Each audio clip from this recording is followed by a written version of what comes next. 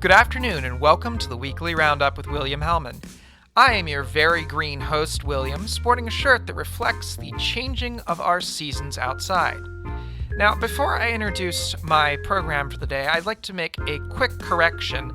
Last week I stated that Maria Vismal, our guest, ran for the 6th City Council District. In fact, she ran for the 5th. Now, while my characterization of the district was correct, I just gave you the wrong district number. Indeed, though, her district does contain the very vibrant Baltimore Jewish community, and also has a bit of diversity in terms of economics and race. Today's guest, though, is going to be Michelle Andrews. She ran for the 6th district, which is just north of mine, actually. And she's going to share her thoughts on why she ran and also discuss today's subject with us, which is Baltimore City Schools. Now, the issue with Baltimore City Schools has been going on for decades, and it's only coming to light now how bad things are. You have administrators being paid a lot more than they're worth, hundreds of thousands of dollars. You also have the problem of phantom administrators, people who are pulling a paycheck but don't exist. And of course, probably the biggest issue, no, definitely the biggest issue, is that our schools are failing our children. Either the children are failing, or they're being passed, even though they are not able to express basic literacy and math skills. It's a shame, and we need our city leaders to do something about that. So Michelle and I are going to discuss that later in the program. However, for now, it's time for This Week in the News. On Friday, the Supreme Court issued an injunction against the state of California in a 5-4 decision, ruling that Gavin Newsom's coronavirus restrictions were openly discriminatory against religious gatherings. Their decision overrules a decision by the joke of a Ninth Circuit to deny an injunction while the plaintiffs are pursuing a legal case against the state of California over the restrictions, which has allowed for liquor stores and strip clubs to remain open while banning at-home religious services and limiting the capacity of church services. The 5 conservative justices issued the majority opinion, which pointed out that the policies pursued by Newsom treat certain secular activities more favorably than religious exercises, and that the governor had failed to show proof that the religious activities were any more dangerous than the secular ones facing less scrutiny. Chief Justice John Roberts joined the 3 liberal justices in their dissent to the ruling, which is, honestly, why are we calling him a moderate? The case was heard as Tandon v. Newsom. In a surprising bombshell report by the left-wing news outlet The Guardian, documentation has come to light that Facebook has turned a blind eye to abusive manipulation of social media by dictators and politicians in third world countries, despite making a big fuss about fake news in the US and other first world countries. The report shows that while Facebook reacted quickly to political manipulation in countries like the US, Taiwan, South Korea, and Poland, they took their time or completely ignored the same behavior coming from governments in countries like Iraq, Mongolia, Afghanistan, and most of Latin America and Mexico. According to a data scientist formerly employed by Facebook, there's a lot of harm being done on Facebook that is not being responded to because it's not considered enough of a PR risk to Facebook. So they only care as long as it looks bad for them. Now, this report comes a little over 3 months after Mark Zuckerberg decided to ban President Donald Trump from his platform in a decision that he has tried to defend as right and necessary. Yeah, ban the leader of the free world, but don't ban a crazy dictator. Now, it seems like each week that goes by is marking a new low in Biden's border crisis. I know I've been talking about it for 3 weeks now. And this week is no exception, of course. This past Saturday, Representative Steve Scalise of Louisiana shared new footage of Biden's children in cages policy, stating that this is child abuse. Now, the footage that he posted to Twitter appears to show children walking over other children to get to the front of the plexiglass cage they're being kept in. And, of course, all of the children were packed like sardines inside of the cage with the now predictable foil blankets instead of some nice cloth ones. Honestly, that's probably dealing a lot of psychological damage to these kids. I mean, as a kid, you don't want to be in that kind of situation. You want softness. And anyway, on Sunday after this, another report came out too, which shows that the Biden administration also was sending emails to employees of the Department of Homeland Security and NASA, desperately asking them to take 4 months of paid leave to help take care of migrant children at the border, with the bill apparently supposedly being footed by the Department of Health and Human Services. It's now been 2 weeks since Biden put Kamala Harris in charge of solving this border crisis, too, which is a role she's completely rejected. The least they could do is get some better living conditions for the children, at least get them out of those damned foil blankets. It makes me mad, and it makes me upset to have to talk about this every week. Anyway, this past Saturday, the domestic terrorist group Antifa has also escalated their 2-month-long siege of an ICE facility in Portland, Oregon, when they barricaded the entrances of the building and then set part of it on fire. Now, the actions of the terrorist group have been condoned and even encouraged by local Democrats and national Democrats, and this includes Portland's mayor, Ted Wheeler. In the videos shared to Twitter by journalist Andy Ngo and another Twitter user with the handle Boycott Major League Baseball, members of the left-wing terrorist group were apparently breaking windows and setting off fireworks in the driveway of the facility. Following this, they then obscured the security cameras around the facility and barricaded the front entrance of the building before setting fire to it while repeatedly chanting, "Every city, every town, burn the precinct to the ground." You gotta love how fascists have their chants and stuff. Anyway, luckily, federal officers were actually able to exit from the rear of the building, which Antifa hadn't been able to barricade, and they quickly rushed around to the front to respond to the fire, although I think they should have shot the bastards. It was bold. Now, I was bold enough yesterday to actually reach out to the office of Mayor Ted Wheeler for a statement on the attack, see if they actually wanted to say anything, but I got no response. The funny thing is, both of the PR staffers were on leave and directed callers to contact the other PR staffer who was on leave. So they're kind of giving people the rope-a-dope. They're not going to respond to this. They condone it. So that's where we're at with that. Thank you, Mayor Ted Wheeler, for allowing this kind of assault to go on,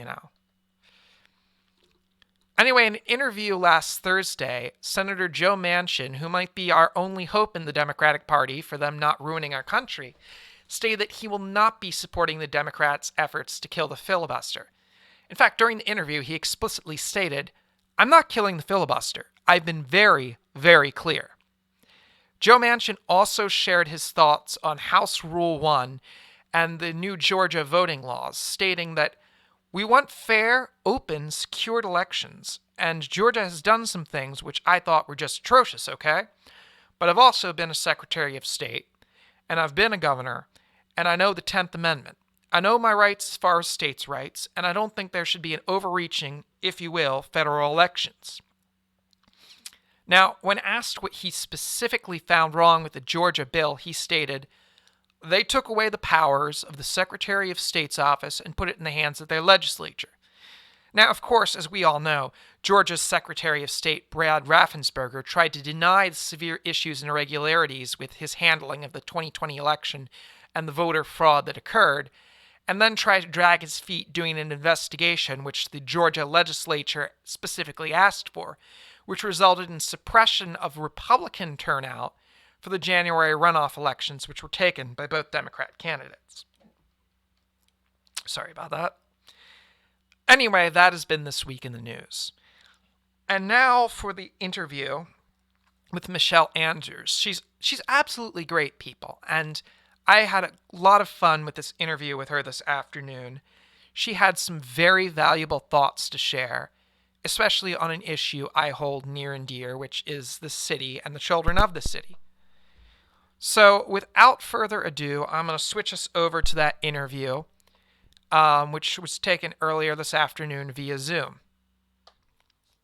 Good afternoon, Michelle. How are you? I'm finding yourself. Thank you for I'm having doing me. great. I'm glad to have you on. It's great hearing the perspective of the 2020 candidates, and you ran in an interesting district, the sixth district. Yeah. Um, what I want to ask you is, what made you decide to run for city council, Michelle? Was there any one issue that really motivated you to run?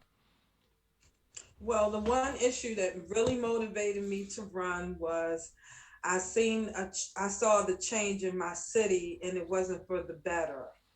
The infrastructure is crumbling. We have different areas that I grew up in that I took pride in being a part of that no longer exist.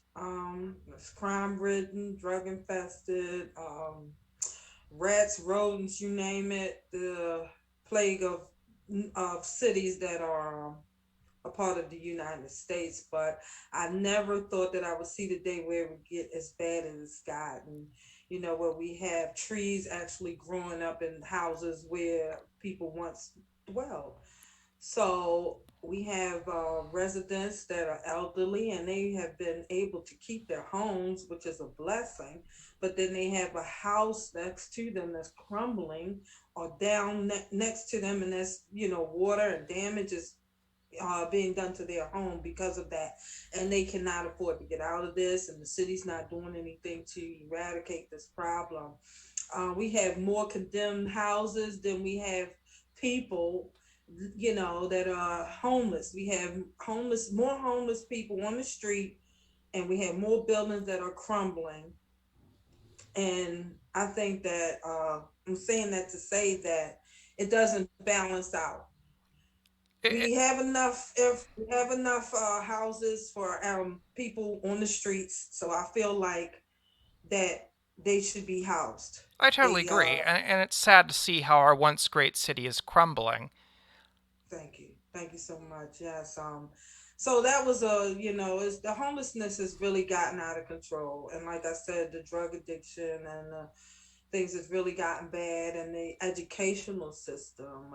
That's a pet of mine because I've personally had to take my daughter from a house that we actually just moved into, and I thought that the school system was good until I went there and I visited the school. And this is during a time when at one time they were integrating the elementary school children with the middle school children, and I didn't like that because elementary school children are impressionable, period, and we don't know what homes these everyone's come from. Everyone does not have the same levels of ways they raise their children. I mean, plus So middle school children are little shits. I should know, having been a middle school child once. right about that. So I didn't want to increase the negativity influence on my child. So I the first year she went to this school for middle school, and I didn't like it. I didn't see the teachers taking a big interest in my child's education. I had to complain about that, and then I got a report card. It was failing, and I said, well, how can you fail her when you're not teaching her? And and I don't see any carryover with if there's a problem, you should let me know, we can work it out, instead of just a fail, and you're not doing anything to help her. So when I saw that, I snatched her out, and I said, well, maybe we could do better somewhere else, and I had to move to the county. I did that because I I just couldn't take it that I was locked into that one school because that was a zone school. We had to go there. Trust me. I So school searched high choice is a big low. issue for you. Yes, I searched high and low for her, a better school situation, but I couldn't find it in my area where I could stay in the home that I just bought. See, So, so on this subject, how did you feel when the news broke about the Augusta Falls elementary kid who kept getting passed, even though he was, even though he barely could read and write? yeah, I've seen that. I'm a proud of the Baltimore City's public schools as well. Okay, and I've seen through my life where I've been failed, as far as my educational system. But through the grace of God, I've been able to build upon what I have. I'm a self-learned, self-made, self-taught person, but everybody is not like that. Some people need more things than others, and because of the Baltimore City Public Schools being heavily populated, and not enough teachers to go around, good teachers Mm-hmm. that really care, as well as these teachers are underpaid, underfunded. These kids are probably still have books as old as when I was in school, who knows. But then evidently something, there's been a disconnect for a very long time with the educational system, because we've had bad scores for a while, for a long time, for us grades and passing tests and things like that. So I'm wondering, when is it going to stop? We've been going through this for a long time. It's too long. And it definitely And needs to change. Yeah. right, and I also had an inside look because I worked for Baltimore City Public School as a therapist, and I had the chance to work with children that had developmental delays, and they, with their education as far as reading and writing, but more at the elementary or the preschool levels. But even with that, we have administrators. We got 7 administrators for one child. We're doing all of these meetings and IEPs and all of this stuff. But the children, we still have these low scores. So I feel like something's not working. Definitely isn't. It's money being poured into North Avenue and not into the school system for supplies, for books, and help after school programs, or maybe help with keeping children in school a little longer, maybe have it start, so that way working people like myself, because if it wasn't for the after school program, I don't know what I would have done. Yeah, I'm more after single. school extracurriculars are a really good idea. They do Right. this in Japan when kids get to middle school. They pick a school club, they establish school clubs, and it's not just Mhm. sports and stuff, it could be anything. And that's something that it would really behoove Baltimore and Maryland as a whole to adopt. Mhm. And one thing which is the top priority, I think, is safety. Don't you think your child is safer in that environment than out in the street, Definitely. doing whatever? I felt, and that's why I kept my daughter. I would rather her stay at the school than at a friend's house or even a babysitter. I felt safe. I felt like she was safer there than in a closed environment with, we don't know who babysitters, you've had things happen. Yeah. So, yes. So, was there any one moment of your campaign that really stuck out, that was really memorable to you, Michelle? Well, I'm still struggling with interviews and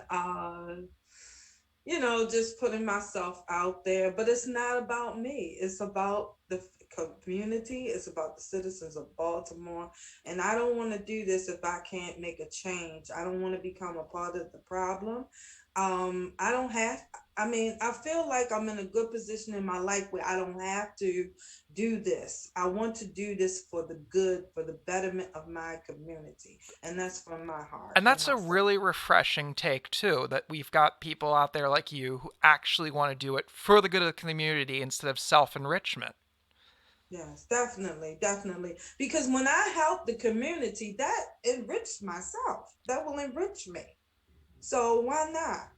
And then I'm a spiritual woman. So I know God has favor on that as well. So then I guess the next question is, would you run again?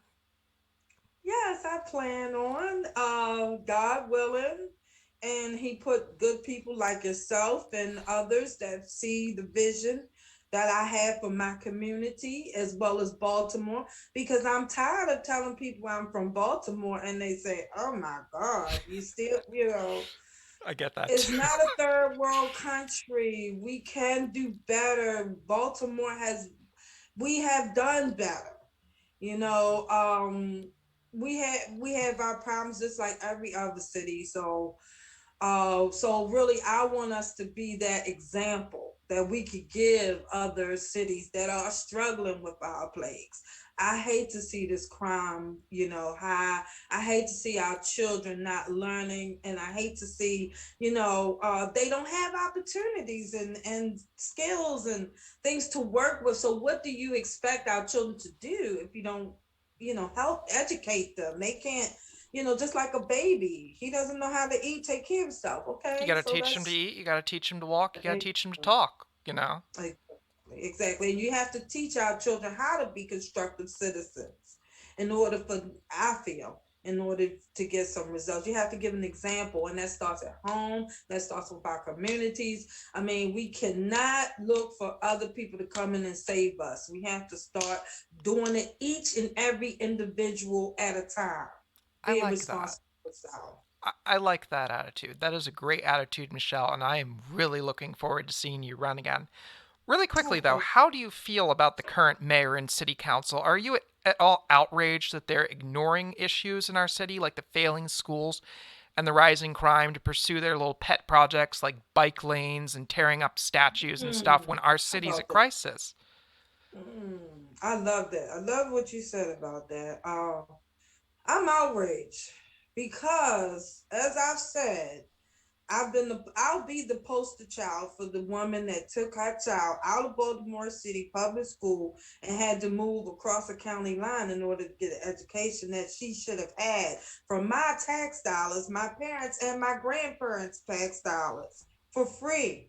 Okay, we shouldn't have to go through all of these things for a free education that we are spending. Baltimore City has the highest tax bracket in cities in the country. For our cities in the country, I know, I believe, I'm not sure where we rank, but it's up there. It So, definitely is. they want to tax us for rain, they want to tax us for this, tax us for that. We got those stupid cameras. Those cameras are crazy. They're getting $500 and $400 a pop off of people. I mean, where's this money going? And not only that, the streets are a pet peeve of mine. You're tearing up people's cars. We got all these nice, pretty, shiny cars. We're putting on these raggedy roads. What do you expect? What is that end result of? Exactly. It's like we're paying a So lot and getting nothing out of it. definitely, definitely. So yes, I'm upset, especially with our babies. We are doing a disservice to our community and to our citizens that we are not able to educate our children so that they can compete. They have to be able to at least compete as far as getting a job in today's society, because we've changed from 20 years ago. Now it's a whole nother thing that people have to know in order to, what I learned back then is not working now. I'm saying. So in order to have a future where our children can thrive, they have to be able to keep up. And if you put it on a weak foundation, it's going to fall. And you're going to keep having this vicious cycle of the drugs and the crime and the this and the that. And that's the last thing we want for our children, the last thing we want for our community. This used to be a great city of Yes. manufacturing, a great city of railroads.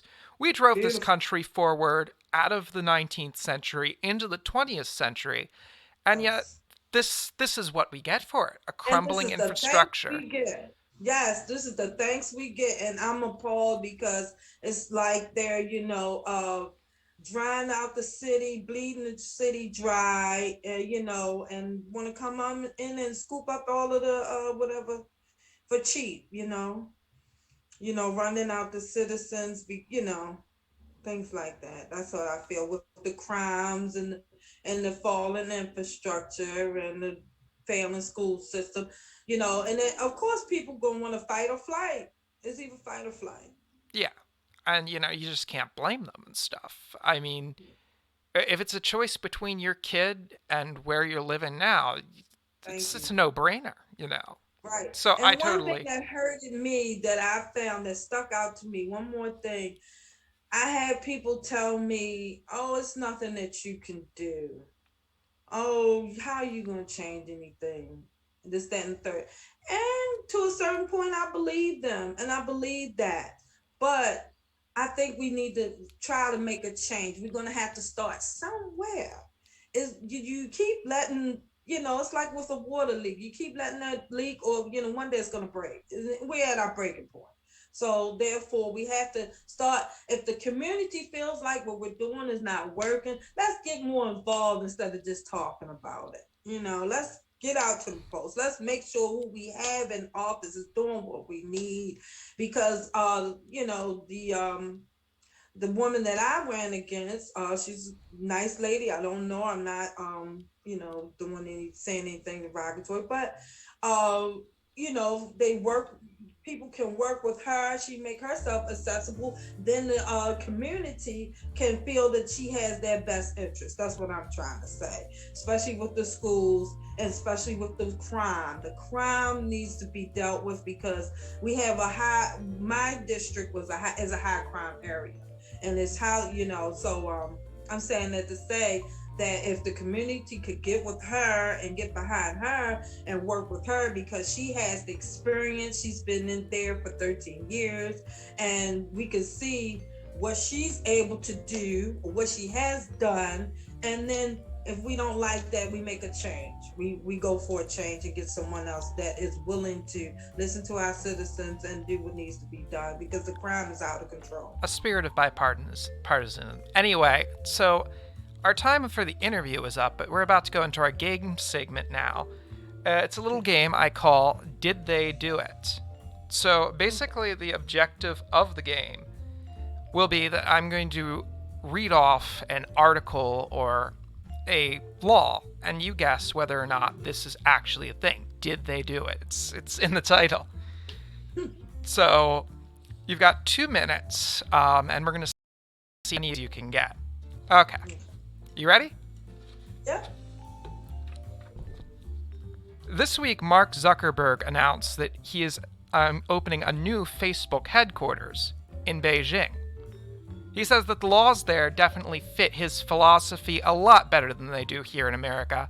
And, of course, the Chinese Communist Party is welcoming him with open arms. Did they do it? You said, did they do it, or did they Is not? this a thing? Is this a real news piece?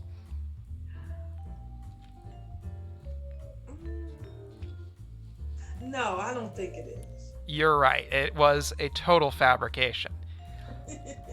Next. Yeah, because I was thinking, yeah, okay, go ahead. So anyway, this week, the White House announced that Joe Biden's dog, Major Biden, is going into training for repeated issues with biting, which I'm still not convinced that Joe himself wasn't the one biting people.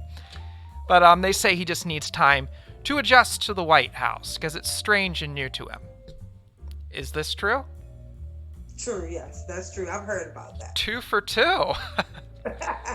Let's go into some obscure laws here.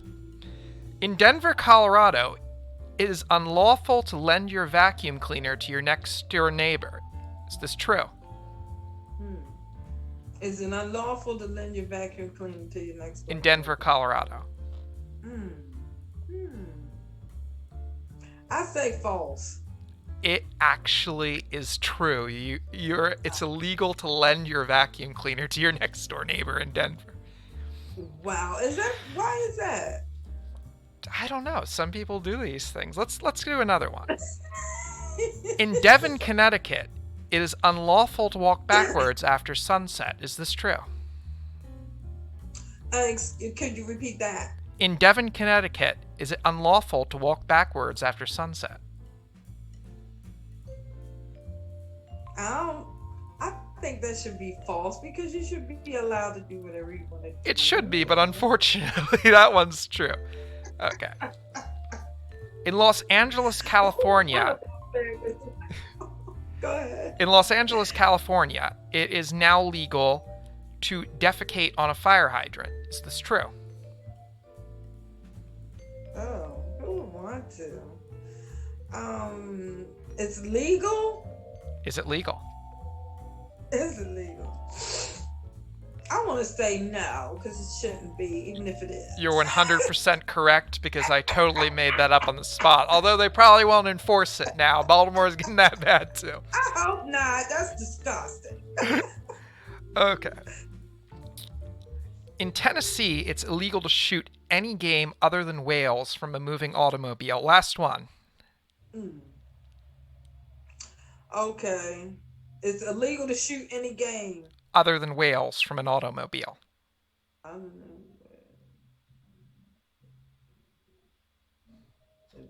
well, I'm gonna say yes. That Because it is should be actually illegal. true, which is funny Yeah. because it's funny because Tennessee is a landlocked state, so you have to wonder how many whales are there for people to shoot from their Cadillac or something. Right. And I think that's why You got I guess four it could out be of something. six though, Michelle. That's pretty. That's really good. You're a Oh, smart thank cookie. you. Oh, well, thank you. I'll try.